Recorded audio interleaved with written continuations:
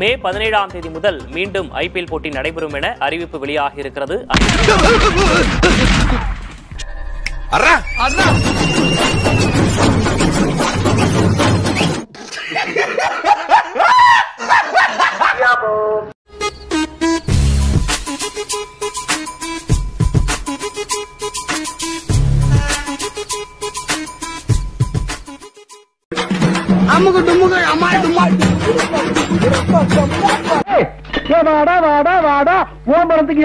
சோடி போட்டுக்கிறோமா சோடி போட்டுக்கிறோமா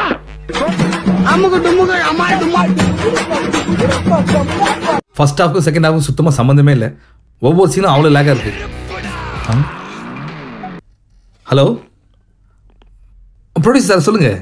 ஓ அக்கௌண்ட்ல காசு போட்டாச்சா? ஓகே ஓகே ஓகே நான் பார்த்துறேன். படம் அவ்வளோ டைட்டாக இருக்கு. Screen play extraordinary. ஒரு சீன் கூட நீங்க நவர மாட்டீங்க. கண் ஃபுல்லா அங்கேயே இருக்கும்.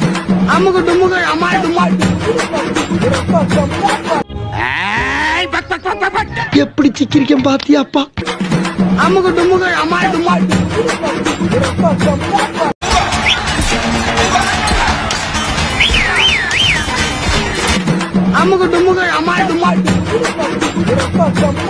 வாங்க வாங்க வாங்க வாங்க, உங்களுக்காக தான் வெயிட் பண்ணிட்டு இருக்கேன்.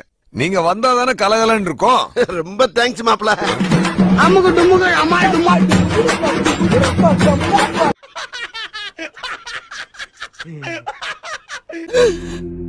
டேய் என்னடா அவர் எம்எல்ஏடா? தெரியுமேடா. அவர் என்னடா பண்ணி வச்சிருக்கீங்க?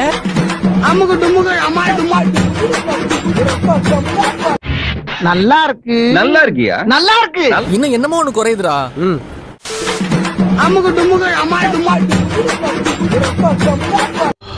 அசத்திட்ட. இது நல்லா இருக்கு.